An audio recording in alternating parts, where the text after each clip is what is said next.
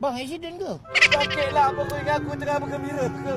Aku tengah sakit accident. Hari ni hari dia tau. Mungkin besok hari kita pula. Astagfirullahaladzim. Yang ini aku tak boleh tengok. Tolong. Cik okey, Cik? Tak okey. Pandang sini sekejap. Dah Nazar.